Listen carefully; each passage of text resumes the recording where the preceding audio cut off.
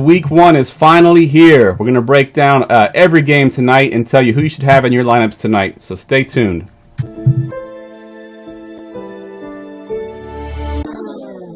Fantasy football, you dealing with the best. Keep it hype, authentic, this ain't nothing like the rest. With the Armchair Fantasy Show podcast, give advice for all the listeners to improve your stats. Yeah, we live on GoingFor2.com. Tuesdays and Fridays, this is what you want. Talking dynasties and daily drafts, and we just getting started, that ain't even the half. Yeah, so go ahead, tell your friends to join. Going for 2, cause no one remembers the extra point. Hey, GoingFor2.com, the Armchair Fantasy Show.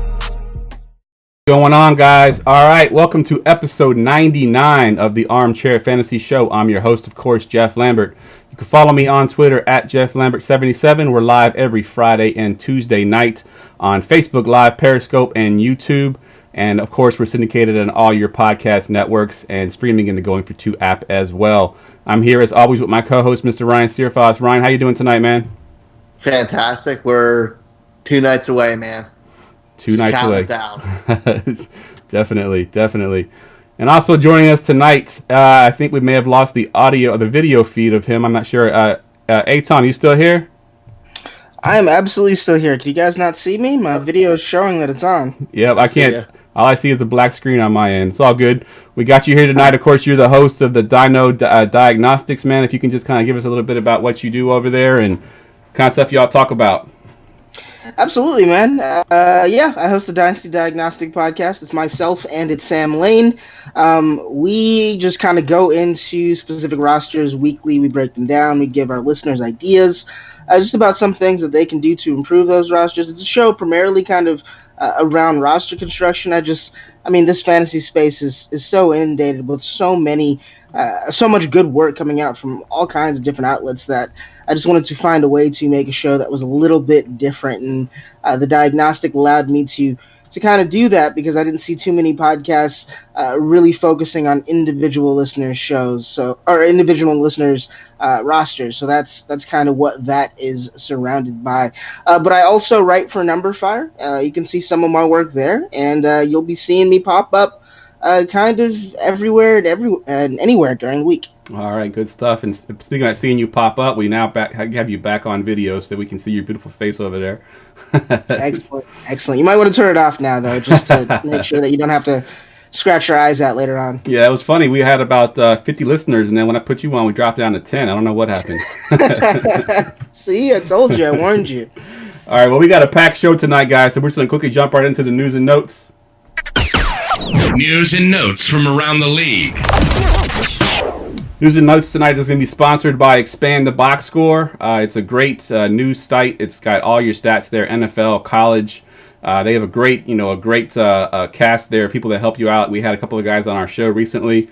If you use my promo code GF210, you can save 10% on your subscription. I think it's like $15 for NFL only. So if you just want the NFL stats, it's $15 for the whole year. And if you save 10% off, you get $1.50 off. So use my promo code GF210. All right, guys, we'll just fly through these news and notes real quick because we got a ton of stuff to get to.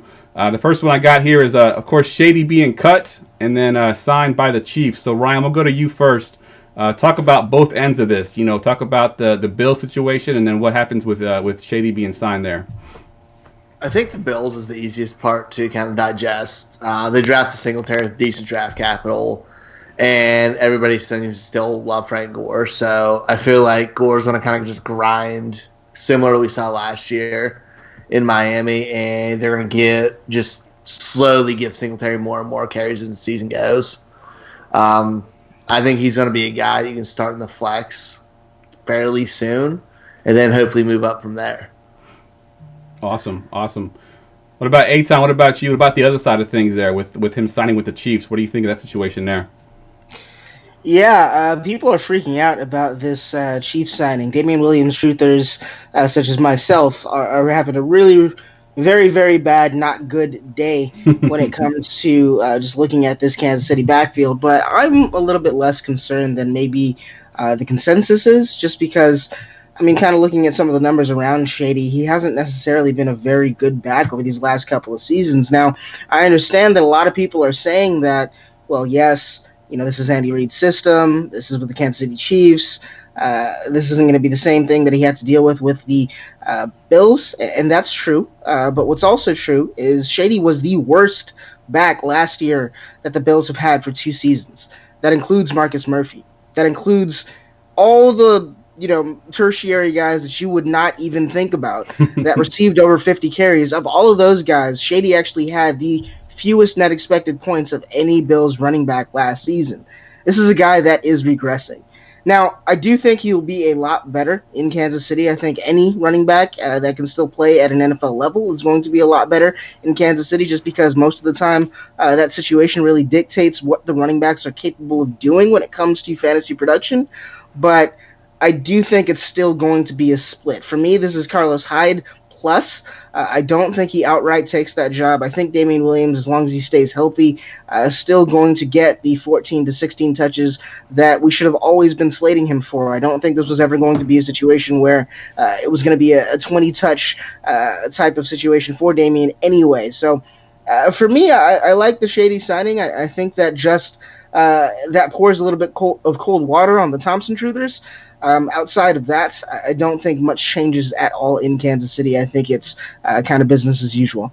Yeah, I think I'm agreeing with you both there. I think that on both sides of this, Singletary will be a flex option, which makes me happy because I got him in my main Dynasty League. I drafted him in the 2nd round, so I'm happy about that. And then I was not a Damian Williams guy, so I'm not freaking out. I own 0 shares of Damian Williams, so it doesn't bother me that Shady was signed there. So actually, my biggest rival in my league has Damian Williams, so I was kind of happy about it. Anything he takes away from him is better for me. So, all right. So you mentioned Hyde a little bit. Obviously Hyde was then traded to Houston to sort of fill in for Lamar Miller with Duke Johnson there as well. Etan, talk about this trade a little bit and what you think of this situation with Hyde. Man, after having Lamar Miller on that team for as long as they had Lamar Miller on that team, he will be off that team after the season. His contract is up. It really took a lot for Houston to reach, to dig deep and to find somebody as meh as Lamar Miller, and they did that in Carlos Hyde. I think this maybe hurts Duke Johnson a little bit. Now, I wouldn't necessarily think that that's the signing that hurts Duke Johnson any more than the Kenny Stills trade hurts Duke Johnson. I think that's probably something you should be looking at a little bit more. But yeah, you figure he's going to play a role in that backfield. You figure he's going to get early down touches. He's going to get short yardage touches. But I mean, the Texans just got Laramie Tunsil as well. Last season, I think a lot of the work that Lamar Miller saw was not necessarily what the Texans wanted to do. It was kind of what the Texans were forced into doing after getting their quarterback killed over and over and over again, play after play after play. I think at that point they just wanted to get the ball out of his hands, and the running back was the way to do that. So this season I think is a little bit different. So with the Laramie Tunsil signing, with what they've at least tried to do in terms of rebuilding that offensive line just a little bit before the GM was fired for trying to do that, I think we're going to see a much more pass-heavy team out of Houston this year. And this is coming from a team that was pretty high when it came to pass-to-rush ratio last season. So I think we can see a real extreme split of just a lot of passing volume. And, I mean, you want a piece of this Texans offense almost in the same manner as you want a piece of that Kansas City Chiefs offense. It's going to be high-powered. It's going to be high-flying. It's going to be one of those offenses that wins people fantasy championships this year, especially if Will Fuller can stay healthy. Yep, I agree 100%. I've actually been tempted to move Deshaun Watson up above Patrick Mahomes in my rankings and make him the number 1 overall quarterback just because of the weapons he's got there now. It just sets him up nicely, and of course he's got Tunsil now to protect that side for him. I think Tunsil gave up only 1 sack last year for the Dolphins, which is pretty miraculous considering how bad that team actually was last year. So I think that signing definitely is a big thing for them. Ryan, I'll go to you for these last 2 topics here. The Zeke potential signing here pretty soon, and then Melvin Gordon with the negotiations being called off. Talk about both these guys for me. Zeke, he's there right now, so maybe we'll have an answer by the end of the show. Who knows, since we're live. But, man, I just want it to be over. Every day we're waking up, and it's will he, won't they. It's like a bad romance, like a bad, like, rom-com. It's terrible. I'm tired of seeing it. They're offering a ton of money. They're, what, they said 6 years, $90 million or something. Yep. It's all going to depend on how much was guaranteed if he takes or not. They're throwing a bunch of money other places. So I think it's going to be a little bit rougher than everybody thinks, but it's hold on. It's wait and see. You can't do anything with Pollard right now until you have a solid answer. You can't do anything with Zeke before you have a solid answer. So right now it's just hold and hope for week 1. And Melvin Gordon, if you have him, you're praying for a trade because they're saying there's one team looking for him now. And I don't think he's standing with the Chargers. They've always been terrible with negotiating. They always have rookies hold out longer than any other team does. There's always something there. And I don't think Gordon's going to end up being there. Yeah, I agree. I think, I heard today that there was one team, an undisclosed team, that's been reaching out to try to get Melvin Gordon. No word on who that is. I think the fantasy community hopes that it's like the Buccaneers, the one team that doesn't really have a true number one back there. And if he goes there, his value may actually stay the same or go up from what he is with the LA Chargers. But the problem is, I think if he goes anywhere else besides there's not a place that I think that his value can actually increase. I think anywhere he goes, his value will decrease. Obviously, holding out would be the worst situation to happen. So if you do own him, you want him to go somewhere at least so you have him. But I think there's not very many teams that can use him right now, so it'll be tough. And I think that's the issue with the whole Melvin Gordon situation. Obviously, he's in a unique situation with the Chargers because that's a team that heavily utilizes that running back out of the backfield. We've seen that all the way back to Danny Woodhead days. Wherever else Melvin Gordon goes, he might not necessarily have that same role, and that's not even mentioning the offensive line that the Chargers have put together over the last couple of seasons as well that has really kind of coincided with the resurgence of Melvin Gordon's numbers. If you remember the first couple of years of his career, he was often injured, not very good.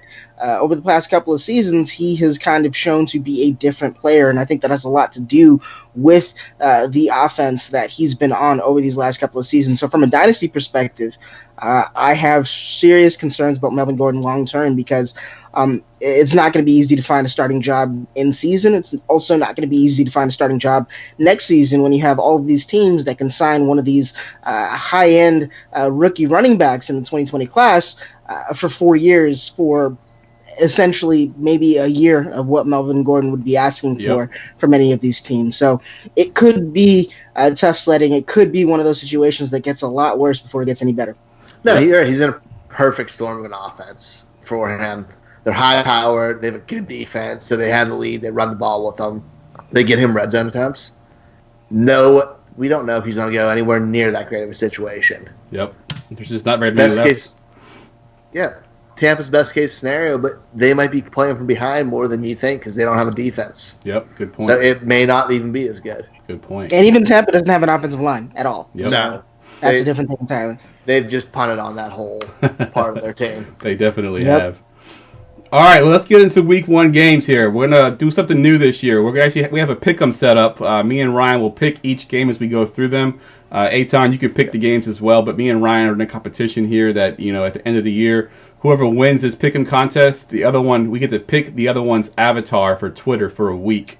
So that's going to be interesting there. So we'll start this week with the pick-ems. Let's go ahead and get to the previews.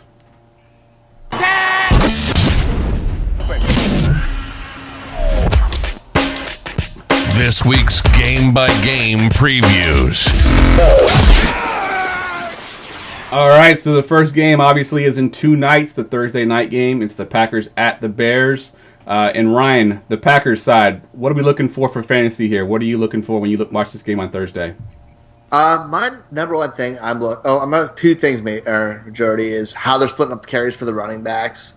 Whether Aaron Jones is going to be that guy that people are actually think he is, or if Jamal Williams is still going to come in and ruin fantasy owners' lives. Because there was a big issue in the offseason with Aaron not being out of his drops and turning his back to the defense. And if he's doing that, knowing Aaron Rodgers, he's going to want the guy who he trusts blocking for him more, which unfortunately is going to be something that keeps Aaron Jones off the field. So I'm a little bit curious about that, a little worried there, and kind of want to see how that plays out. And then who the number 2 receiving option is, whether it's going to be Geronimo Allison or Marquez Valdes-Scantling, who he's going to target more after his bajillion targets to Devontae Adams. Yeah, so what do you think? How does this play out with the running backs? What do you think? What's your opinion? Aaron Jones is the lead back, or do you think it is a share? I think it's a share. I'm completely terrified of Aaron Jones. He's been a guy who I don't think I've had a single share of in my life. Not completely on purpose, but I just kind of shied away because I don't trust anything in that offense, especially the new coaching. There's a lot to be answered there. Yep. And there's no real answers. Like nobody there gives you any indications. All right, Etan, let's go to the Bear side of things. What are we looking for from the Bear side of things as far as fantasy goes?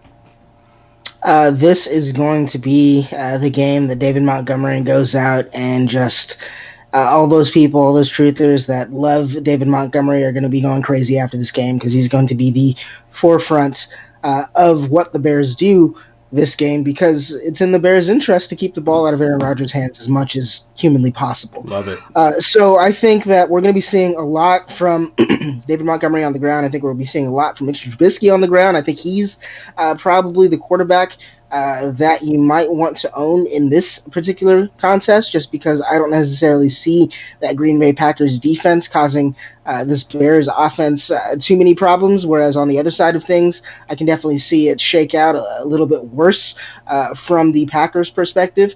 But, I mean, it's going to be a fun game. Ryan mentioned some interesting points. I really do hope that it's MBS who is that number 2 target in Green Bay. I just think he has the higher upside. He's also signed for longer, so if it works out, they have him for longer than they would have Geronimo Allison. He was a restricted free agent last year. He will be a free agent at the end of this season, unrestricted free agent at the end of this season. So if the Packers want to save a little bit of money, they might want to consider that when they actually come out and start to figure out, the hierarchy of what happens after Devontae Adams. But yeah, I really do think it's going to be a lot of the Bears. I really do think that we're going to see a lot of Montgomery. I would expect Allen Robinson to have a good game. I really do think that if we see a little bit of what we saw at the beginning and at the end of last season happen again, which is Mitchell Trubisky hyper-targeting one guy, that guy will be Allen Robinson. But, I mean, that's always the danger with the Chicago Bears offense. There's so many pieces on that offense. There's Anthony Miller. There's Taylor Gabriel. There's just such a plethora of options in that passing game. We don't necessarily know if Trey Burton's going to be healthy, but if he is, he factors into that as well. Adam Shaheen is still there. You're just not going to necessarily know where to go week to week looking at this offense. I will say the one thing that you might be able to do maybe after week 4 or so, week 5 or so, when we have some data on this season, is to start looking at the positional DVOAs against that Bears or against whatever opponents that the Bears are playing game by game to see maybe who it makes the most sense to target on a game-by-game basis. But it's going to be exciting for this Bears offense. I think we're going to see this Bears team as a whole regress just a bit, but I do expect them to come on top on Thursday Night Football. All right, good stuff there. All right, Ryan, let's do our pick 'em. Who you got for this game, Bears or Packers? I got the Bears. You got the Bears. Etan, who you got? I got the Bears. All right, we're going to mix it up here because I'm going with the Packers in the upset. I got to. My wife's a Packers fan. I got to pick them. So if she listens to this podcast, she might kill me if I pick the Bears. So I'm gonna be practicing my Photoshop all year, man. It's gonna be great. All right, the next game we're going to the 1 p.m. games here. We got the Redskins at the Eagles. We'll go to the away game first this time. The Eagles side of things, Etan, what you got for the Eagles? Man, the Eagles are playing 40 chess out here while the rest of us are playing checkers. The Eagles have done so many interesting things this offseason that it's hard to even condense it into one answer. But the one thing that I would look at from the Eagles' perspective of what they've done this offseason, what they've done over the last couple of off seasons, is they have found their high-priced veterans in Zach Ertz and Alshon Jeffrey specifically, and found their exact doppelgangers to back them up and have kind of done that flawlessly. J.J. Arcega-Whiteside is essentially Alshon Jeffrey, just younger. Dallas Goedert, to me, I think is a little bit more versatile even than Zach Ertz, just because he can be an inline player in a way that Zach Ertz can't quite do that yet. So for me, I'm wondering if those two players specifically are long for that team, because I do think that team can go a lot cheaper, and they're going to be having some salary cap issues relatively soon because contracts like the Zach Ertz contract is now ballooning up to a level that it's never really seen before. But looking at this specific game, I want to see Carson Wentz. I want to see him out there dealing. I think he has the best weapons he's had in his career so far. Last season, a lot of people were kind of brushing aside Carson Wentz's performance, saying that maybe he took a step back from that MVP caliber season that he had a season before that. I disagree. I think if you actually look at some of the rate stats, some of the more important stats that you need to look at when looking at quarterbacks, completion percentage over expectation, for example, Carson Wentz had the best season of his career last year. It just wasn't as voluminous as previous seasons, and so I expect to see that form out of him again. Miles Sanders will be an interesting name to watch. I do hope that he kind of comes out of the gate and is that lead back. I don't anticipate that's going to be the case. I do think that we're going to be seeing a lot of Jordan Howard, at least early on, at the goal line in those really high-calorie getting those high-calorie touches, whereas Miles Sanders gets a lot of the run kind of between the 20s that, are a little bit less valuable for fantasy purposes. I will say that of all the backs in that Philadelphia backfield, that Miles Sanders is the one back that is the jack of all trades, that can do it all. He can catch, he can run, he can pass block, so to speak. I'm going to say that a little bit quietly. I'm not as out there on that one as I am about the other things, but he gives them that level of versatility that none of these other backs do. I think Corey Clement does receiving well. I think Jordan Howard can rush decently. Beyond that, I just don't see another guy who's going to be a real threat for a 3-down role. So I think going into week 4, week 5, maybe even week 6, then we'll actually see the breakout that is Miles Sanders kind of come out. I don't expect that to happen in this game against a Redskins front seven that actually should be pretty good this year. Of all the talk about this Redskins team being a pretty poor team this year, yeah, offensively I understand that, especially if that left tackle doesn't show up. But defensively, they still have a lot of young talent up front on that defense. There's still going to be a relatively good rush defense. You would expect them to try to keep it as much as they can on the ground like they did last year with AP. This year they'll do with a combination of Geis and AP. Chris Thompson still figures to have a role. I don't know if Jordan Reed's going to be playing this game. They just let go of Josh Doxson, so maybe we see Richardson actually come out and have a little bit of run early on in the season. But this is definitely going to go Eagles, and I really do think that it's not going to be particularly close, especially if Case Keenum is starting, which just doesn't make any sense to me. It should be Haskins from day one. All right, good stuff. Ryan, anything left on the Redskins side you want to talk about? I mean, the biggest thing for them is, I think, how they're going to use Darius Geis. They just came out and said this week that he was going to lead the team at carries over AP. And I want to see what he can do. He was my dude last year coming out of the draft. I was a huge Geis supporter. And I want to see what he can do. It's not the greatest situation for him. They're going to be playing from behind. I know the defense is good, like he mentioned, but that offense is a little bit rough. Terrible. They put out their official depth chart today. They actually have Terry McLaurin as the starting receiver, which kind of makes things a little more interesting. So I'm very curious to see what he can do with stretching the field. But until Dwayne Haskins is in there, the biggest interest in that team is kind of just a little bit dull on offense. But I agree with him. I want Haskins in there sooner rather than later.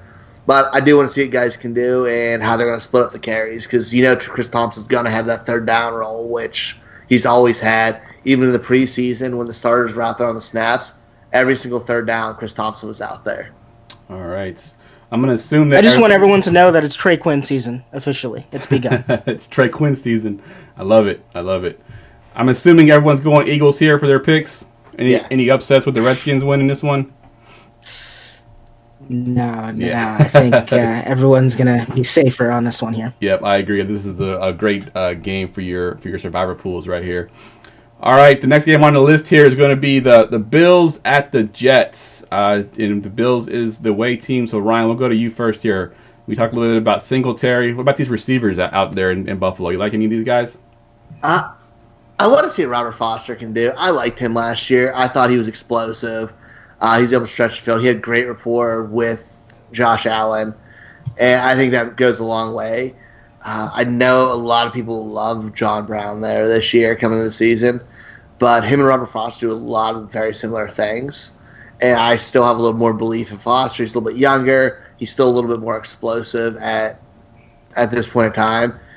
And I would say they spread the ball around there.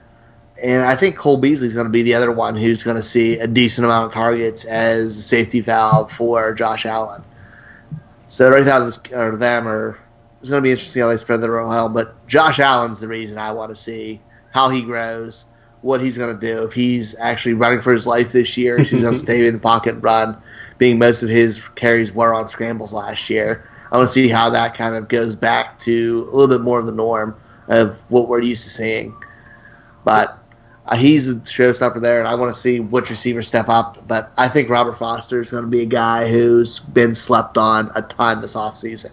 Yeah, see, my guy has been Zay Jones. I've been kind of pumping him up. Even in DFS, I've been pumping him up because he's the cheapest receiver of all of them in daily fantasy. And Zay Jones, if you look last year from weeks 10 through week 16, excluding week 11 where he got injured, he had 55 targets over that stretch, which ends up being like 9.2 targets a game, which over a 16-game season is exactly what Michael Thomas had, 146 targets.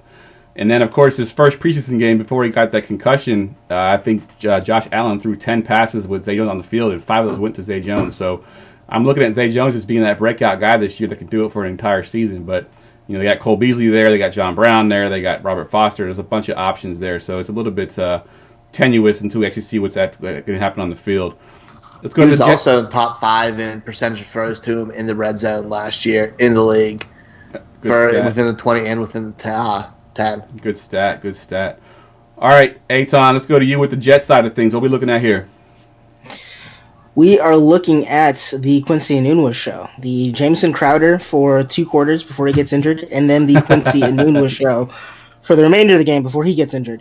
I really do think that Robbie Anderson dealing with whatever he's dealing with now, injury-wise, is going to be a detriment to this Jets team because I don't think there's another wide receiver who can really win on the outside, not necessarily saying that nobody's going to win against Tre'Davious White on the outside anyway in this particular matchup, but that's where I'd be looking for some fantasy goodness. Now, I do think that Sam Darnold has kind of shown that he has taken some steps to be an improvement from what he was last season. I do think that we'll see some really, games that you wouldn't expect the Jets to win to go out and win this season. That defense has obviously been improved as well with the money that they've spent, and I think the Jets have done a lot of good things.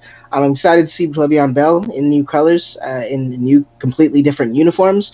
Actually, I'm not even sure how I feel about these brand new Jets uniforms, but we'll definitely we'll see Lev Bell come out and kind of show them all. But yeah, I think the one thing to kind of take away here is, I mean, a lot of people are getting really, really excited about Ty Montgomery this preseason. Stop it. Ty Montgomery is the direct backup to Le'Veon Bell and nothing more than that. So I just think it's going to be a lot of Le'Veon Bell for as long as they can muster. And the few passes that do get thrown in this game, I expect to go to Quincy Enunwa and to Jameson Crowder.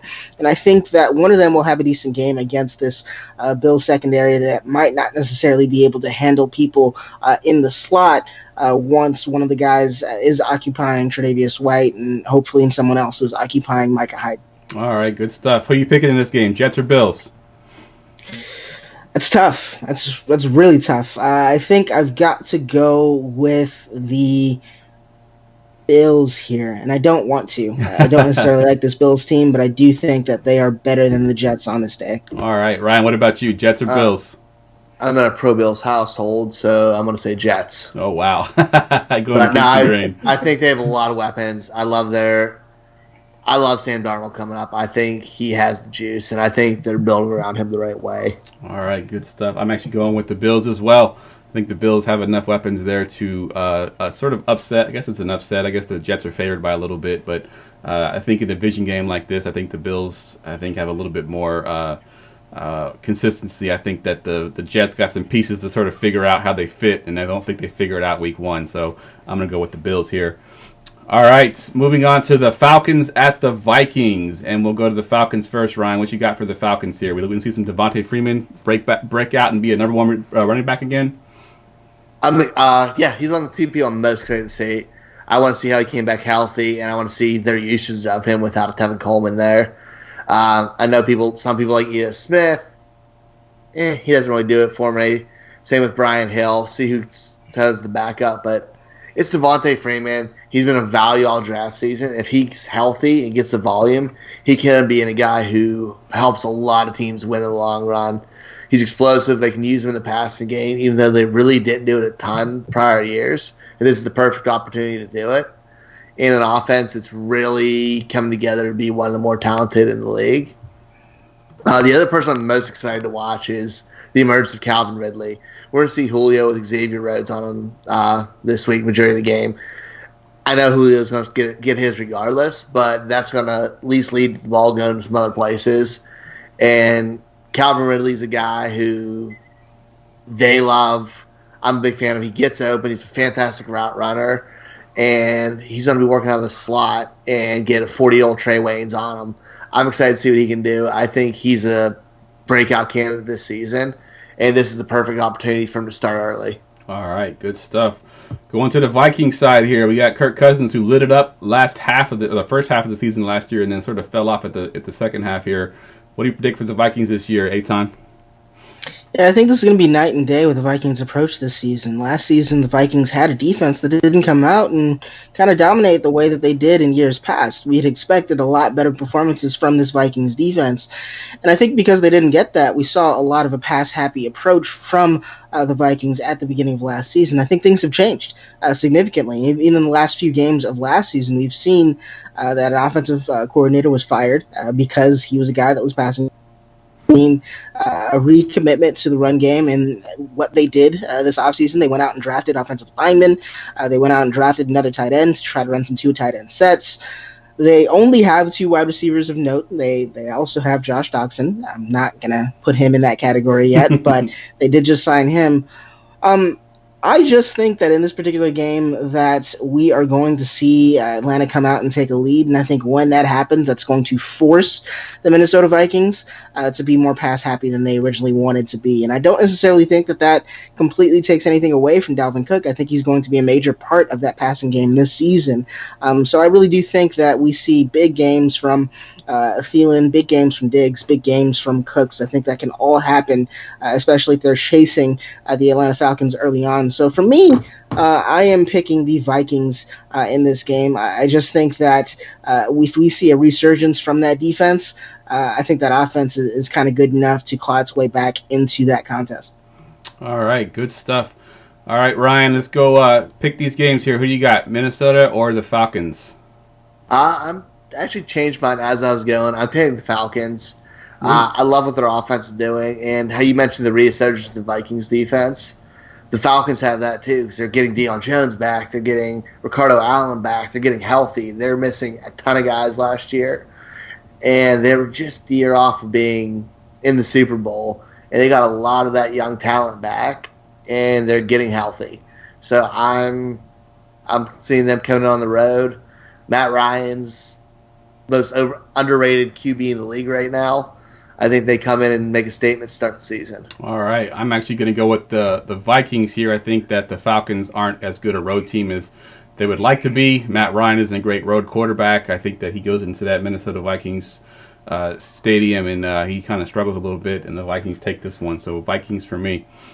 He's playing in a dome, Jeff. He's playing in a dome. It's in a dome, but it's still not in his. It's not in his dome. It needs to be in his dome. He's not a great quarterback on the road, regardless of where he plays. I love it. All right, Ryan, we're going to your team next. The Ravens at the Dolphins, and what we got for the Ravens, Ryan? I mean, first off, it's going to be a shutout, but no, I think the Ravens are going to come in.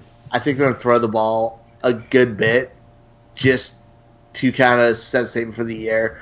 I was a little bit surprised their depth chart came out, and then Willie Seth Roberts. I was a little bit shocked there, so I want to see how that plays out. And they still had Chris Moore and Jaleel Scott ahead of Boykin and Brown. So I want to see if they're really that far down in the depth chart and what they're going to do. But I think they're going to stick with the running backs. They're not going to run Lamar a ton this game because I don't think they're going to have to against Miami. And just see what he can do in the passing game early, then grind it down at the end. All right, good stuff. Anything at all to talk about the Dolphins side of things, Etan? Is there anybody here you're interested at all in fantasy? I just want to know if the Dolphins are accepting walk-in tryouts for any position. Because I'm open to it. I mean, I will die on the first play, but I'll take out a life insurance policy beforehand, so at least I have that base covered. I can sell you one of them.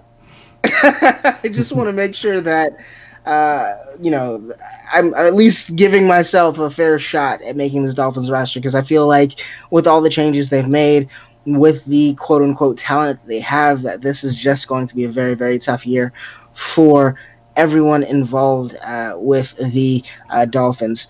I do think Albert Wilson is the guy to look at for this game and for every Dolphins game this year, because I do think that with the departure of Kenny Stills, a lot more targets are opening up for him.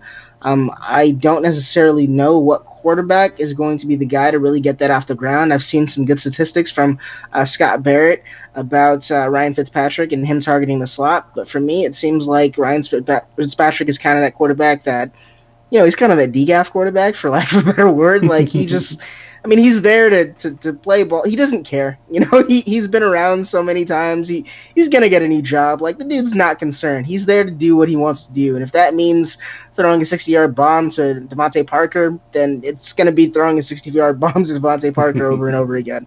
I think that the sooner that Josh Rosen gets in that starting job, then we'll actually see what this Dolphins team kind of has to work with for this year. And I think he will target the slot a little bit more, because he will be just afraid of that offensive line. Going from the Arizona Cardinals to the Miami Dolphins is literally the worst thing he could have done, going offensive line to offensive line in the NFL.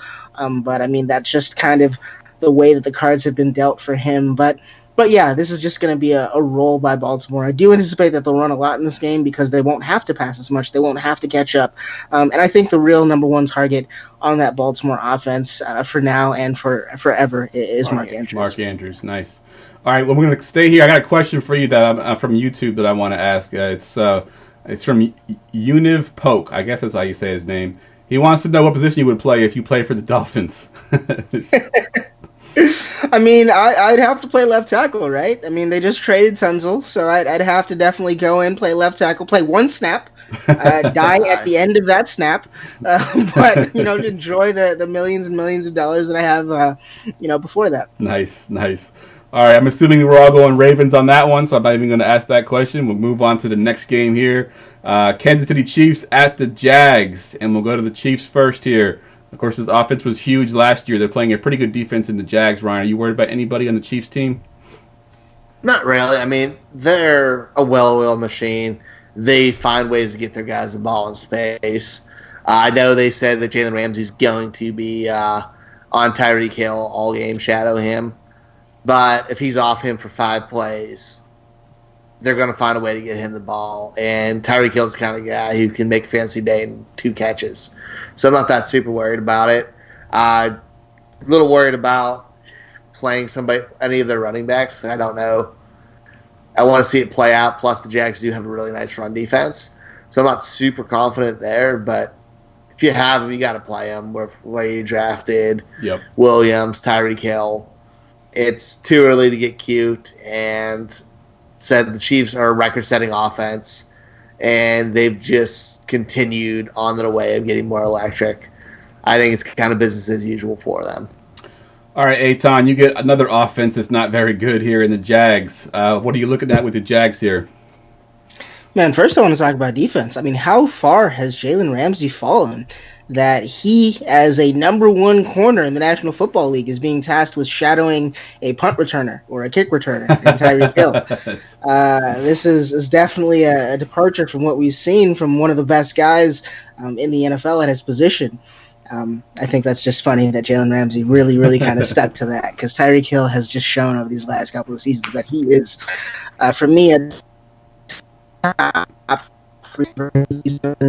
being the number one wide receiver this year, as long as he stays tied to Patrick Mahomes. And even if that doesn't necessarily work out, even if Mecole Hardman is eventually the Tyreek Hill replacement in Kansas City and Tyreek Hill is shipped out because of all the things that they've had to deal with as the Chiefs, I mean, he made Alex Smith one of the best deep ball throwers in the NFL. So I think this is just a thing that's going to happen for as long as he's in the league. He's just going to be a game-breaking talent. Looking at this not so good offense, I would go on a limb and say maybe it's a little bit better than you think. I think in this particular game it's going to have to be, just because they're going to be down. And if they're down, they're going to have to play catch-up most of the game. But I think it's going to be one of those situations where maybe it's not a great offense, but it's a very, very hyper-concentrated offense. I think D.D. Westbrook and Leonard Fournette are going to be getting all the looks, all the touches. Leonard Fournette is going to be heavily targeted this season coming out of the backfield. I think he's a better pass catcher than people are giving him credit for. And as long as he stays healthy, I do think that he is just an enormous value this season.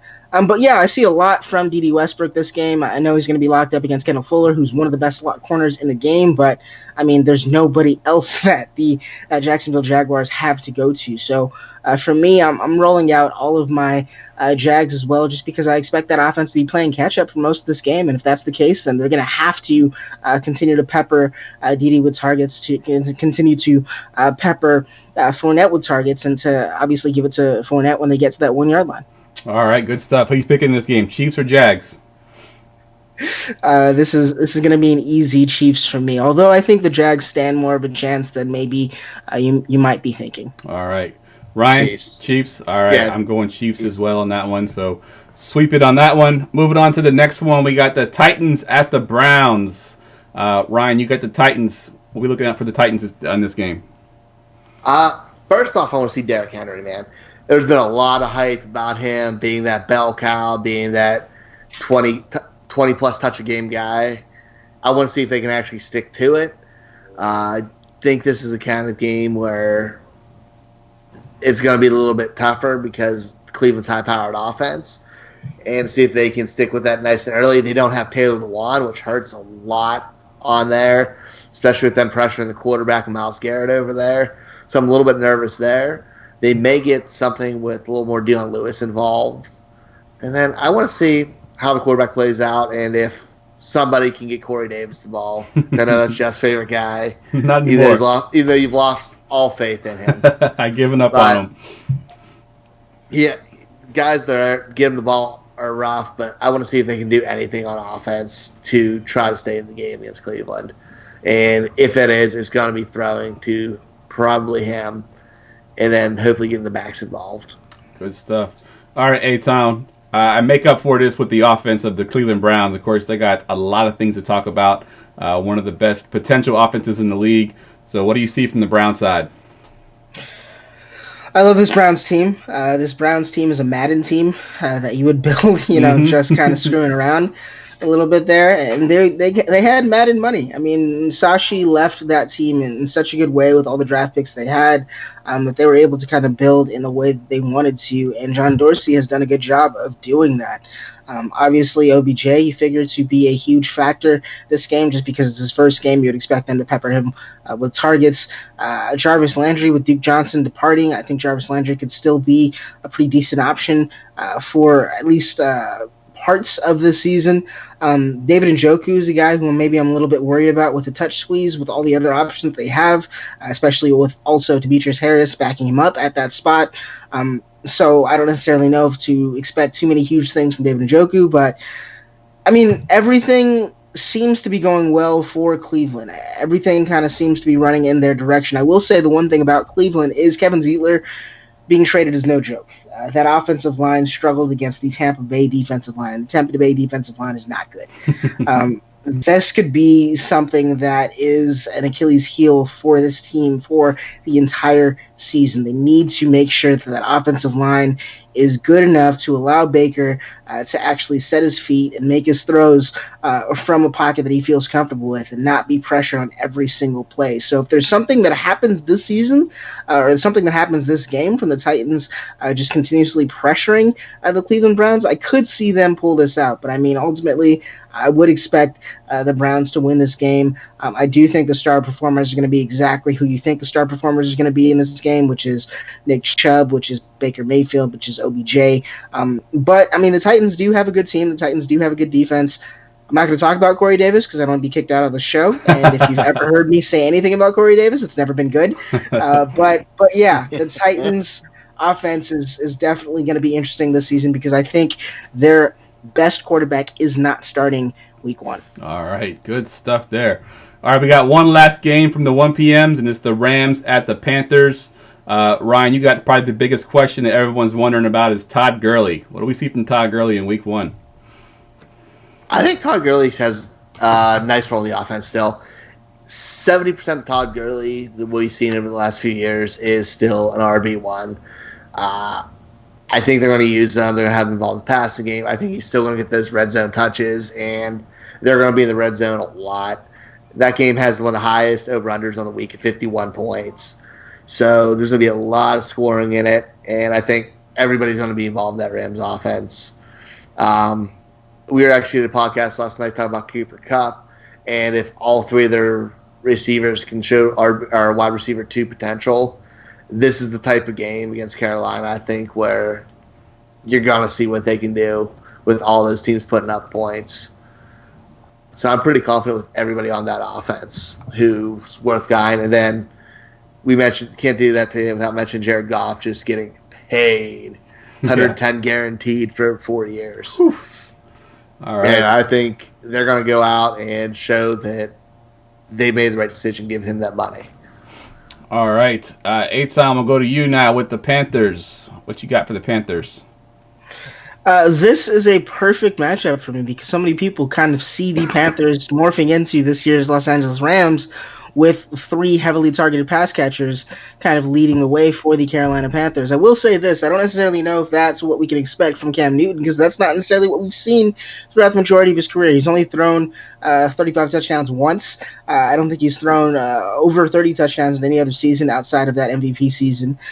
We've obviously heard that he's back and healthy. If he's back and healthy, then I expect him to be running a little bit more than he did, especially towards the end of last season. I don't know how CMC, Curtis Samuel, and DJ Moore all return value. I don't think that's a thing that happens this season. I think one of them is going to be left out. I do think that a lot of people who either drafted DJ Moore or drafted Curtis Samuel are going to be very, very disappointed at the end of the day. That said, if you are playing a team and you want to attack the slot of a team, you want to attack the mid portion of a field, that team that you want to play is the Los Angeles Rams. Amen. They are terrible at defending the middle of the field. They're decent at corner, but they cannot handle the slot at all. So I anticipate a big game for DJ Moore. I think we'll see a lot of out of CMC as well. And I think if Cam is healthy, we will see a rather close game in this one. I do think the Panthers still can be a very, very good offense. I just don't know if everybody is going to be getting their investment back when it comes to the end of the season rankings with all of these receivers out in Carolina, just because Cam Newton has never really supported multiple high-level receivers on any of his teams. And we're totally discounting Greg Olsen, discounting Ian Thomas, discounting all the other pieces on that offense if we just assume that DJ Moore and Curtis Samuel are going to be going off this season. All right, good stuff. Who you got for this game, Rams or Panthers? It's still got to be the Rams. I just think Sean McVay's pissed after last year in the Super Bowl. I just don't see how this Rams team loses in Week 1. But if they do lose in Week 1, if they start to lose maybe the first couple of games, I think this is a thing that can snowball rather quickly, just because we've seen kind of a step back from a lot of teams that were formerly in the Super Bowl in that next season. Yep, good point. Who you got for this game, Ryan? I have the Rams. Rams as well. I'm going all Rams. The reasons they're one of the most talented and well-coached teams in the league. I think they come in making a statement. Yep, I agree. I'm going Rams here as well. And I didn't ask the last game, Titans at Browns. I'm assuming we all went Browns in that one. Is that right? Yeah. Yeah. All right, good stuff. All right, guys, quick commercial break. When we come back, we'll tackle the 4 o'clock games and the primetime games, so hold tight. In the unpredictable world of fantasy sports, when all hope seems lost and chaos and confusion rule, one hero will rise.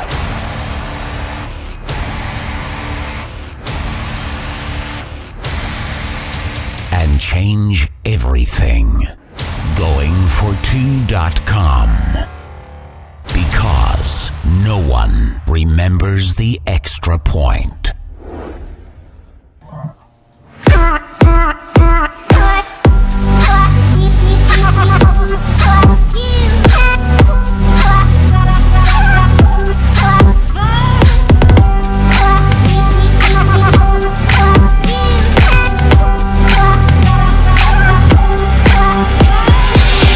All right, guys, welcome back. I'm here with Ryan and Etan, and we are breaking down Week 1 from a fantasy perspective and looking at every game, and we're up to the 4 o'clock games here, and we got the Bengals at the Seahawks on the slate right now. Ryan, we're going to you for the Bengals. What are you looking for from the Bengals in Week 1? First thing I would say is I think we're going to see Joe Mixon being everything we expected out of him. I know Gio Bernard got a nice little paycheck today. $10 million in 2 years? Yep. I don't think that affects Joe Mixon's production. I think he's there as a pass catcher. They're going to move him around in the slot a little bit and have him as pace or change the pace back and a spell situation. I don't think it's anything to worry about with Joe Mixon. That said, the passing game's a little bit of a worry. I think Boyd has a nice matchup this week against Seattle because they're not very good in the nickel right now. But other than that, I have no idea who's going to be catching passes for them. Their official jet chart has John Ross, and they still have A.J. Green listed as a starter on their day 1 depth chart, so that's not really affect anything. And next up is either Alex Erickson or Pharoah Cooper, who I want nothing to do with. So I don't think there's a lot to like in that offense, but I think we'll see a lot out of their 3 main people in Mixon, Boyd, and probably some Gio Bernard in there. All right, good stuff. Going to the Seahawks side of things, they were a running team last year, Etan. They stay with that same routine that they did last year and just run the ball like a million times a game? I mean, if you looked at an opponent and broke down an opponent and figured out the best way to beat a specific opponent, running at the Cincinnati Bengals would be how you decided to play this game. And that's exactly how Seattle is set up to kind of run this entire season. Chris Carson, I think, has a big season laid out for him until he gets hurt. But I really do think that he'll be seeing targets. He'll be seeing a lot of carries in this game. Tyler Lockett and Tyler Boyd are 2 of my favorite fantasy football picks outside of Cooper Kupp, like you mentioned before, Ryan. I have these guys on every team. I expect them to be just smashing this year. I think Tyler Lockett, he had 70 targets last year and was nearly a 1,000-yard receiver with 10 touchdowns. Now, you can dial back that efficiency as much as you would like to. He's going to see 100 to 120 targets this year, and that's what Doug Baldwin saw over the last few seasons of his career, and we just saw what Doug Baldwin was able to do. Tyler Lockett is a more explosive Doug Baldwin in that offense with the connection with Russell Wilson. So I don't see how you stop this Seattle Seahawks offense with anything that the Bengals can provide this year. I really do think that this is going to be a rout by the Seahawks, and I can see just a lot of fantasy goodness from Chris Carson, from Tyler Lockett, from Russell Wilson in this game, even possibly from Rashard Penny, who I still peg will probably be the starter by Week 8, Week 9, when Chris Carson gets nicked up just a little bit. Nice. All right, who you got for this game, Bengals or Seahawks? Seahawks. Go Hawks. I'm assuming Seahawks. Seahawks for you. All right, sweep it. I'm going Seahawks as well. All right, next up we got the Colts at the Chargers, the Andrew Luckless Colts. Ryan, what you looking for in this game? They're phasing into mediocrity, but man, it's disappointing. That was an offense we had so much hope for, and Andrew Luck made a lot of that happen because he was one of the most talented QBs in the league. I think they kind of fall a little bit, especially against the defense against the Chargers. Brissett's going to come out. I think he's going to struggle. I'm not playing him anywhere, DFS or other. I'm worried about T.Y. Hilton. hopefully they give Marlon Mack some carries. But again, the Chargers are monsters on defense, and it's nothing fancy-wise I really want to touch. I think Nyheim Hines could be a factor. He'll come in the passing downs when they're losing and catch hopefully a bunch of dump-off passes because to help protect Brissett a little bit. All right, good stuff. Let's go to the Charger side of things. Etan, what you got for the Chargers? And no Melvin Gordon, probably. Yeah, I really wish the Chargers still had Derwin James. I really wish that he didn't have screws placed in his foot and will be out the majority of the season. This is coming from a Bronco fan, so I don't even like this team. I just like Derwin James as a football player, as a football talent.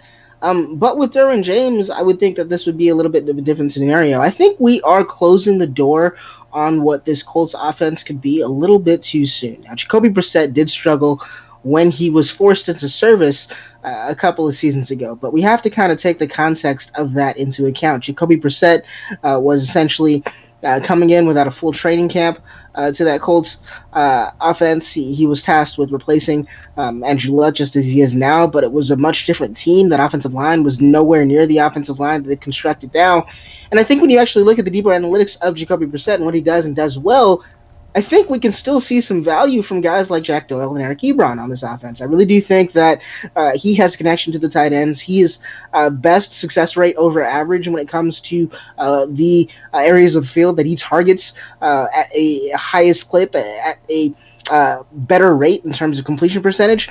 It is those short left and right areas of the field where you see guys that are in the seam, like an Eric Ebron, where Jack Doyle could have some value, where I think Paris Campbell is going to come in and be somewhat valuable this season. But yeah, you're going to have to stay away from those Chargers corners.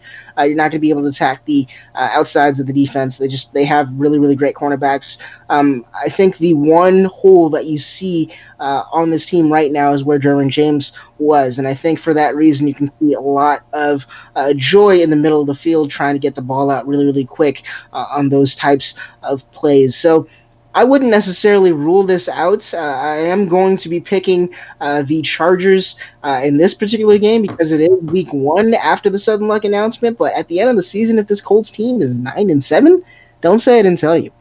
All right, good stuff there. So you're taking the Chargers. Who you taking, Ryan? You going to Chargers as well? I am, and I do have to say, I think that 9-7 projection is kind of right. I think they're anywhere from 7-9 and 9-17. All right. I think Brissett's just good enough to keep them from spending a high draft pick on a quarterback. All right, good stuff there. I'm taking the Chargers as well in this game. And next one up, we got my 49ers at the Bucks. Ryan, what you got for my team? I was going to say, do you want to take your team? I have no problem giving it up to you, Jeff. All right, well, first thing I want to say about my team is I've been pretty much right all season. All off season. I've been saying Breida is the number 1 running back there, and no one would believe me. Everyone said it was Tevin Coleman. Today, that charge came out, and Breida was listed as the number 1. Now, it's probably going to be a 50-50 split, but the fact that he was listed as number 1 is a good thing for my analysis. I said the whole season that it was going to be Breida in the Devontae Freeman role and Tevin Coleman in the Tevin Coleman role, so I think that's going to play out just as I thought it would. Jimmy G, I think, has looked pretty terrible in the preseason, honestly, but I think that he'll come out against this Bucs secondary and get some confidence going because they are pretty terrible. I know on my DFS show we talked last year a lot about just play whoever's playing the Bucs because their defense was that terrible. I think that they'll come out. This is a perfect game for them that they can sort of get their rhythm going on offense. And I think that you pretty much start who you're going to start. Jimmy G, you're starting. Jarvis Kittle, you're going to start. If you're starting a receiver here, you're starting Dante Pettis. And I think the running back, I'm actually starting Breida over Tevin Coleman, but I think both of them are startable, with Tevin Coleman probably being a flex spot, Breida being an RB2, low-end RB2. So, yeah, that's my analysis for the 49ers. We'll go over to you, Etan, with the Bucs. What you got? Jameis Winston coming out and showing why he is a top 8 dynasty quarterback this season, and I don't necessarily even think it has all that much to do with him. I mean, you just look at the pass catchers on that team. You look at Bruce Arians, what we've seen from him, what we can expect from him. You look at that offensive line and that defense. You have one way, and you have one way to win in Tampa Bay, and that is by chucking the football down the field. And Jameis Winston, even though he's not necessarily good at that, does it all the time. So I really do think that this can be one of those situations where, you're going to be picking on a 49ers defense, 49ers secondary specifically, that isn't very good. Now, that front seven is something else entirely. They could get to Jameis 7 times in this game. I would not be surprised if that's a thing that happens in week 1. But if they can find any way to protect Jameis just for long enough to get the ball in the general vicinity of Mike Evans, then I think that it can still be a good game for this Tampa Bay Bucs team. Now, Jimmy G for me is a scary proposition this year because Nick Mullins, in limited work last season, if you actually compare their stats point by point, was a better quarterback than Jimmy Garoppolo last season. He simply was. And if you look at the contracts, I think it's even more telling because Jimmy G's contract was heavily front-loaded, and he actually has next to no guaranteed money remaining on that deal. Next season, they could release Jimmy G's contract. I think it's a $26 to $29 million cap hit versus a $4 million dead cap hit, meaning they save a bunch of money by letting Jimmy G go. If he struggles this season, Nick Mullins could be your starting quarterback sooner rather than later. And I think this might be shaping up to maybe one of those top quarterbacks in next season. Maybe a Tua, maybe a Fromm, maybe a Herbert eventually taking over for the San Francisco 49ers. And I think that would be very, very interesting. But in this particular game, I'm just going to have to go with that high-powered offense. I expect Kittle to smash, but outside of that, I'm still going to have to put all my chips on Mike Evans, Chris Godwin, Bruce Arians, O.J. Howard, and the rest of that Tampa Bay Buccaneers offense. All right, Ryan, who do you got for this game? I got Tampa. Tampa as well? We're a little bit too soon for Jimmy G to have that offense really clicking in the season. And I think Bruce Arians will have Winston and company moving the ball pretty well. So I have them at least in an early season matchup. All right. Well, I'm going to take my boys. I think we go into Tampa and get this victory. I do think that front seven makes James Winston's life hell. I think I saw in the preseason that they couldn't even block backups. They had the starters in for a few games, and the backups were getting to Jameis Winston. So that front seven that we kind of built over the offseason is going to be formidable, and I think that they can get to Winston, have him throw a few picks, and obviously get a few sacks and take him down. But there's one name I want you all to remember. I've actually learned how to say it. I've been calling him Dare all offseason. I actually heard it said finally. His name is Dare Agumbawale. Remember that name. That's the guy I think that by week 6 is going to be the starting running back for the Bucs. I think Rojo is he can't block and he can't catch, so he can't play in Bruce Arians' offense. I think Peyton Barber's a plotter. That'll just be a plotter. And Dare Agumbawale will be your starting running back by week 6. So remember that name, guys. Jeff, how many times did you draft Rojo this year? I drafted him way more than I want to admit. Okay, I just wanted to say it. Okay. So is Dare going to be like an RB4 this season? Is that what we're expecting from this Tampa Bay Bucs offensive line and running back situation, kind of in a best case scenario? Best case scenario, probably RB4. Yeah, maybe a low end flex. I think that he has enough of a pass catching ability that Rojo doesn't have, that I think he can make up for it a little bit. And if he can get any room at all, I think he's going to be a better running back than the two they already have there. Yeah, you plug him in the flex, plug your nose, and pray for the best. Pray for the best, exactly. All right, we got to speed it up a little bit because we are running up against the clock here. So let's go quick fire here. Giants at Cowboys. Brian, you got the Giants. What you got for the Giants real quick? I want to see who steps up as pass catchers on there. We all know Barkley's going to get his. He's an elite talent. But there's going to be Sterling Shepard, Evan Ingram. Who else is going to be the guy to catch some balls? There's going to be Cody Lattimore, Benny Fowler, Darius Slate. He's going to be somebody who steps up. I'm very curious who's the guy there who's going to catch the passes, or if that offense is just going to be that abysmal this year. It's all kind of disgusting. I don't really want many shares of it, but I'm curious to see who is the guy there all right. other than Shepard. Let's go to the Cowboys. Quick fire. What you got, Etan? Man, this Cowboys offense could be scary this year. Now, if I'm Dak Prescott, I'm wondering where my $110 million guaranteed is. I do think that I need to be getting that pretty soon, especially Jared Goff got that. I think Dak Prescott is in that same range of quarterback. But outside of that, I mean, Amari Cooper, yes, he has plantar fascia. He had 1,000 seasons playing with plantar fascia as an Oakland Raider. So I do think that that's not necessarily something to freak out about yet. Now, if he gets re-aggravated, if he gets re-injured, then yes, obviously that's something that you need to take into account. But I think right now, between Zeke coming back with $90 million, maybe, possibly, nobody really knows, between Michael Gallup kind of having a second-year breakout that I think a lot of people are predicting just because of his ridiculous A-dot last season and his usage as a deep threat, which really wasn't what he profiled as coming out of college. I do think that this Dallas offense kind of has all its bases covered, and I think they can be effective in every quadrant of the field. So for that reason, I would really anticipate Dallas to be winning this game. I also expect Saquon to go out, have 250 yards all-purpose, and probably be the fantasy asset that you want in this game regardless. I also expect Devin Ingram to have a really, really good year as a Giant just because he is the only game in town. All right, Ryan, I'm assuming you're going Cowboys in this one? Yep. All right, Cowboys Yes, for sir. me. Cowboys for me as well. All right, Lions at Cardinals. Ryan, you got the Lions. What you got for me? I want to see if we get the carry-on experience, if he's really going to be the bell cow that we're all drafting him as is. I don't know if he's going to do it all on the ground. I think he's going to have a bigger role in the pass game, and I think Arizona is the perfect matchup for them to run the ball a lot because there's a lot of question marks in Arizona if that offense can hold up, and Detroit could kind of go up and lead on them. But I'm curious to that, and then see if Galladay can separate himself from Marvin Jones as the team's number one receiver. He's a guy who's uber talented, but we've seen Jones do it for a long time now, and we need to see if the young guy can really separate himself from the pack. All right, we'll go to the Cardinals quick fire with this offense. Kyler Murray and David Johnson and the whole nine. What you got for me, Etan? You know, I've kind of been poo-pooing David Johnson this entire offseason just because of that Arizona Cardinals offensive line. They returned 3 starters from an offensive line that was one of the worst in football last season.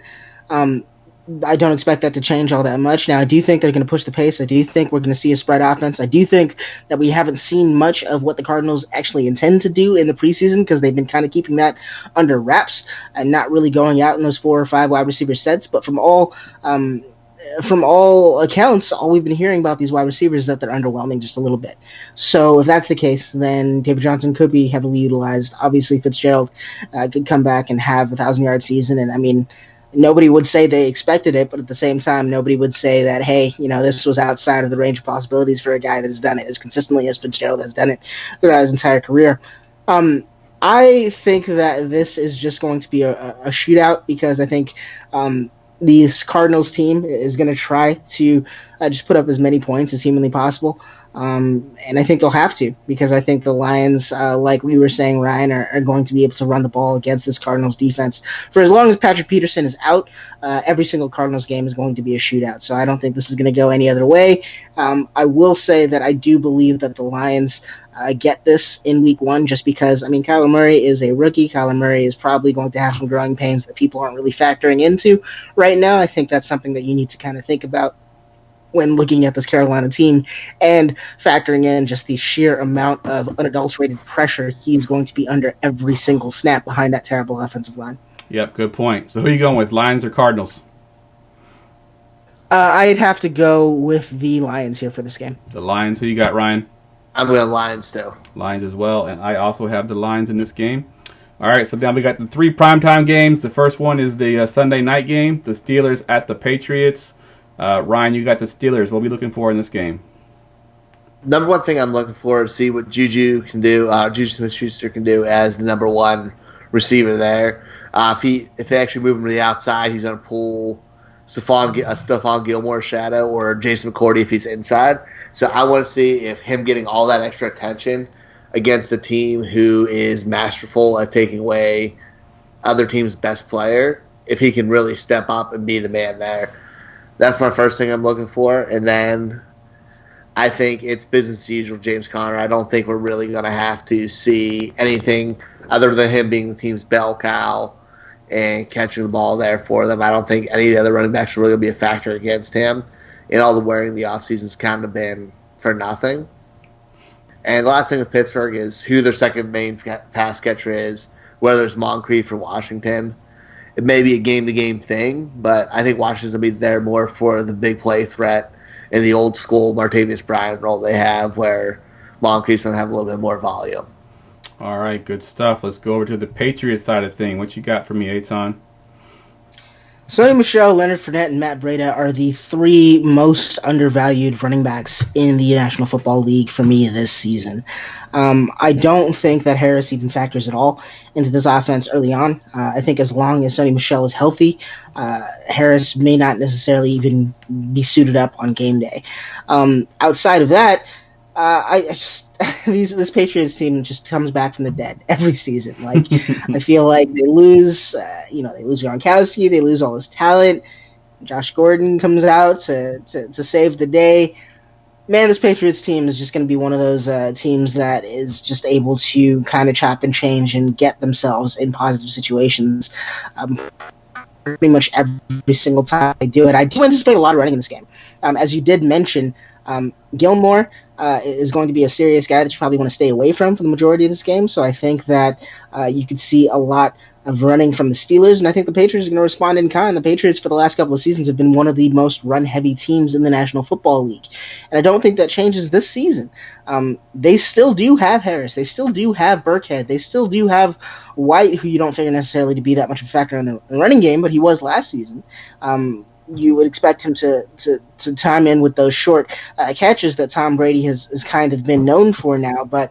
But yeah, this is for me going to be a game that we would initially think would be a shootout, kind of just based on the teams, just looking at it from a surface perspective. But I think if you look a little bit deeper, this is going to be a slugfest with both teams running at each other early and often. So I expect big games from Michel. I expect big games from Connor.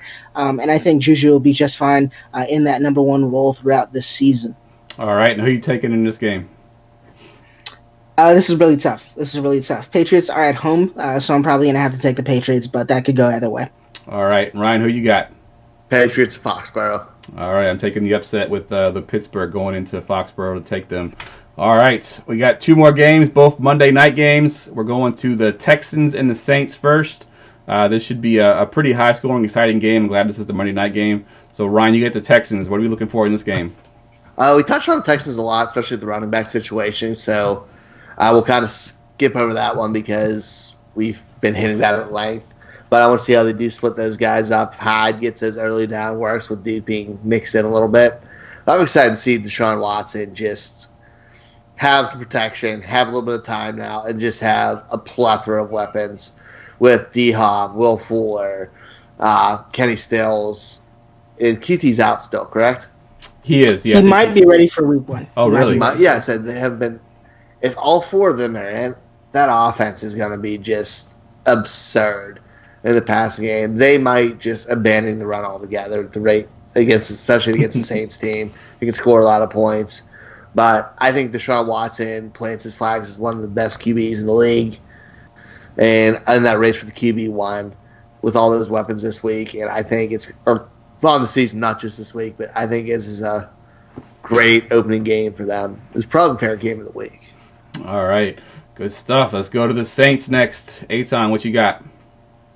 I see here that you wrote down Saints number 2 wide receiver. The Saints don't need no stinking number 2. They just don't. They have Michael Thomas. He is their wide receiver 1 and 2. And then at halfback, they have Alvin Kamara, who's their wide receiver 3 on that team. So outside of that, whether it's Traquan Smith, whether it's Keith Kirkwood, Jared Cook, I really think is being massively overdrafted this year. I think a lot of people saw what Jared Cook did last year in an offense bereft of any weapons outside of him, and they saw 100 targets, 100-plus targets, and they assume that that's going to translate directly to the Saints. But the Saints just don't necessarily need that extra target. Now, they've been going around the league kind of trying to find a guy that could maybe fill that role for them. They tried with Meredith. They obviously brought in some veterans they didn't necessarily like, and Rashard Matthews this offseason. They tried to do a bunch of things, but I really do think that they're comfortable kind of just going to the concentrated couple of guys that they have going. So I just expect big games from Alvin Kamara. I expect a big game from Michael Thomas.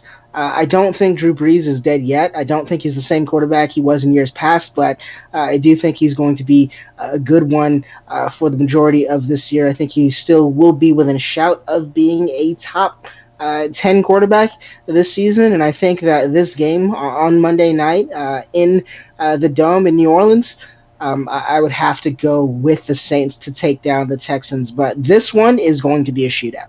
All right, great stuff there. Ryan, who you got for this game? I have the Saints this game.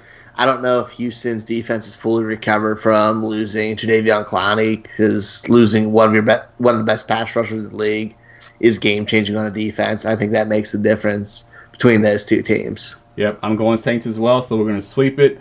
All right, we're going to go to the second Monday night game. Actually, I'm going to switch it up a little bit because, Etan, you told me you were a Broncos fan. So we're going to go to you first as the Broncos fan. Talk with them a little bit. What are you looking for from the Broncos?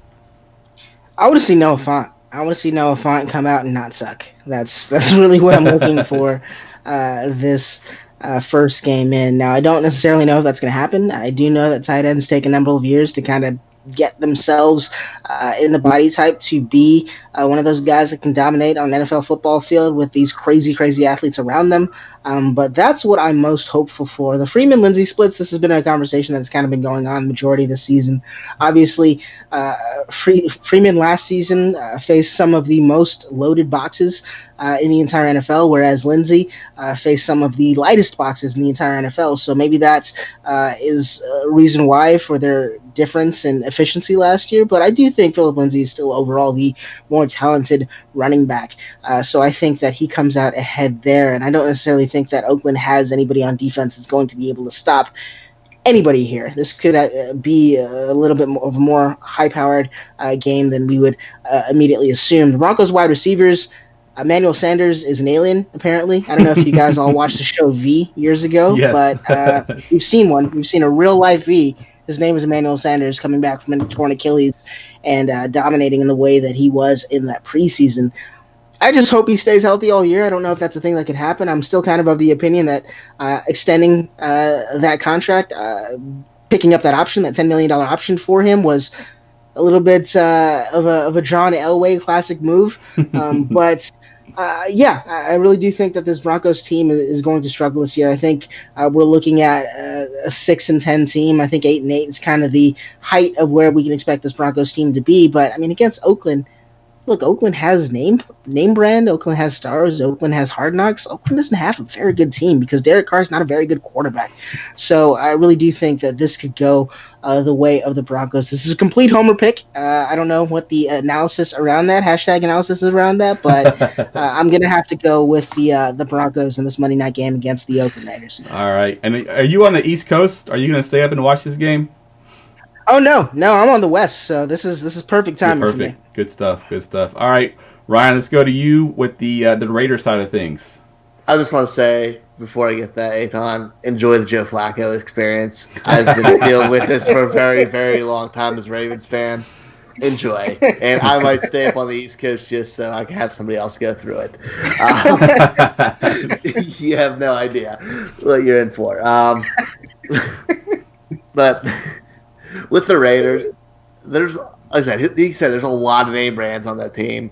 It's going to be exciting. It's going to be one of those teams that are going to be super boom or bust, and they're going to be volatile in ways other than just their play. First, I want to see Josh Jacobs. They basically built that team to be a bell cow right away. Dropped Doug Martin this week, and it's his show. Maybe a little bit of Richard pick, Jalen Richard pick sprinkled in there, but I think we see a lot of carries out of Josh Jacobs. I think we're going to see him early and often and get involved in the pass game. And I want to see what AB does, man, with a different quarterback. He's had Big Ben his whole career. They've had that chemistry. They've played a lot of street ball there where Big Ben runs around and AB just knows how to get open for him. I want to see how that works with somebody like Derek Carr, who's nowhere near that kind of QB. And if it works out, I mean, I'm still playing AB. I'm very comfortable playing Josh Jacobs, but there's a lot of question marks there with those guys, and hopefully we see a little Tyrell Williams mixed in as well. But good stuff. And who are you taking? I'm taking Oakland. Taking Oakland. All right. Taking Oakland. Yeah. All right. I think Vic Fangio wins this game for the Denver Broncos. I think that's the only reason that the Denver Broncos have a better defense than Oakland. That's why I would take the Broncos. But I can see where you're coming from. All right. I'm going with the Broncos as well. All right. That wraps up the game previews. We got a quick little Q&A. I have a few questions that were asked over on YouTube and Facebook. The first one on YouTube is from Unif Poke, he asks, who will score more points in a half PPR week in week 1, Christian Kirk or James White? Ryan, we'll go to you first. Who you got, Christian Kirk or James White in half PPR?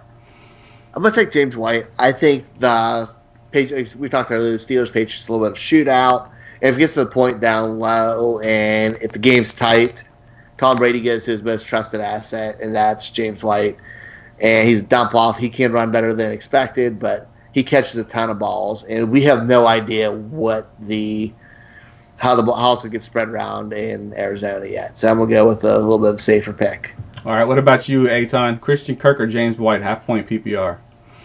Christian Kirk for me. I really do think that the Arizona Cardinals are just going to have to go out and just throw it as many times as they possibly can to even kind of stay alive in any of these games. And looking at that depth chart, it looks to be Larry Fitzgerald, Christian Kirk, and Keyshawn Johnson as the three. Of those three receivers, I'm not factoring in Andy Isabella or Hakeem Butler, who's actually on IR right now. I think Christian Kirk has the best chance of being the breakout guy. I don't see if there's a corner that's necessarily going to stop him in this game, especially if Big Play Slay is going to be on Fitz. I don't know if that's going to happen, but if that's the case, then whoever's the other wide receiver on the other side is going to pretty much have free roam, and I anticipate that that's going to be Christian Kirk. All right, I'm going to be the tiebreaker here then. I'm going to go with Christian Kirk as well. I think I've talked about him enough this offseason that everyone knows I love him. I'm actually a little bit higher on him than I am my other boy. My Dante Pettis love has kind of fallen off a little bit, even though I'm a homer. I do like Christian Kirk in this offense. I think they will throw the ball a ton, and he benefits from that. We do have one more question here. It's an interesting one, actually. It's going to be Hyde or McCoy in a 16-team league with a cap of 3 running backs per roster. So interesting rules there. We'll go to you first, Etan. Hyde or McCoy, 16-team league with only 3 running backs per roster. Which one are you going to take? Okay, so when I have the choice of picking 2 washed running backs, I'm going to pick the running back in the best situation, and that is 100% the Kansas City Chiefs and LaShawn McCoy. So I think LaShawn McCoy is definitely the pick over Carlos Hyde, just because Carlos Hyde has been on how many teams in the last couple of seasons? Like, that's not a good sign. If your employer is telling you over and over again, hey, we're going to have to move in a different direction, that might be telling you something about yourself. So I think that LaShawn McCoy is definitely going to be the better pick of those two. I don't necessarily think either of those are great picks. I just think that you'll have more value from that Kansas City offense than you'll have from a Texans offense that is likely to be a pass-first offense in a way that even could outpace Kansas City this year. All right, yeah, I think I saw a stat that Hyde was actually on 4 different teams in this calendar year, because he got traded, of course, from Cleveland to Jacksonville, and then from there to Kansas City, and now he's with Houston, all in the same year. So it's pretty miraculous that he's been moved around that much. Ryan, are you going McCoy or Hyde in this one? I know I just made everybody angry earlier this week talking bad about Shady, and he's a hometown guy for me, but I'm taking Shady. He's on an offense that's built to do a little bit of everything, not just pass the ball. And they're one of the most high-powered offenses in the league. I'm going to go with the guy on the best offense. All right, we're going to sweep it. I'm going with the same thing. I'm taking Shady McCoy over Carlos Hyde. All right, that does it for the Q&A tonight. We're going to do our Forgotten Fantasy Player now. Get ready for GoingFor2.com's Forgotten Fantasy Player of the Week. All right, Etan, you are our guest tonight, so you can give us your Forgotten Fantasy Player. Of course, if you're new to the show, we do this every night, or every show we do at the end of the show. You pick your Forgotten Fantasy Player. You could be a guy that people have forgotten about, people that that you've had on your team a long time ago that maybe won you a championship. So who you got for your Forgotten Player, Etan? Everybody listening out there, Christian McCaffrey is not the best McCaffrey to ever play in the NFL. I'm going to tell you right now. The best McCaffrey to ever play in the NFL played for the Denver Broncos. He played with Rod Smith and played with Terrell Davis. His name was Ed McCaffrey. I remember just a massive block from him in, I think, a playoff game. I honestly don't remember exactly who they were playing, but, I mean, he blocked the guy so hard, he completely fell over, and then he had the gall to stand over the guy and taunt as I think Terrell Davis ran the ball down the field for a touchdown because of that block. Ed McCaffrey was lean. Ed McCaffrey was mean. Ed McCaffrey was one of those slot receivers that kind of transcended the game, and I really do think that he's a guy that a lot of people forget about. But yeah, that McCaffrey bloodline just has a lot of talent, and I really do think that Ed needs to be given his due as well, especially with all the success that we're seeing from his son. Those receiving chops that Christian McCaffrey has are because of that. All right, good stuff. I love that one. I actually was going to use him in one of the shows that I went on. A guy asked me a forgotten fantasy player, and he was one of mine that I was thinking about using. I used somebody else, but yeah, Ed McCaffrey, he was awesome. And you went with the Homer pick there as well, so I love it. Absolutely. All right, let's go around the room here and get our Twitter handles where we can find you at, Etan. You can find me on Twitter at Etan Mozia. Go ahead and follow the Dynasty Diagnostic podcast at the Dino Diagnostic. That's the podcast that I run, that I host with myself and Sam Lane. We also have some guests on. And you can find the majority of my work at Number Fire this season. All right, good stuff. Ryan, where we can find you at? Find me here every Tuesday, and Tuesdays for my waiver articles as well. And then you find me on Twitter, Ryan Sirfoss at FantasyFB Connect. All right, good stuff. And in case you missed that, Tuesday nights now for the regular fantasy show. The Friday show will now be our DFS show. We return this week with our 100th episode for Friday. So when you tune in on Friday, it'll be all DFS. Again, I'm Jeff. You can follow me on Twitter at JeffLambert77. That's a wrap. Peace.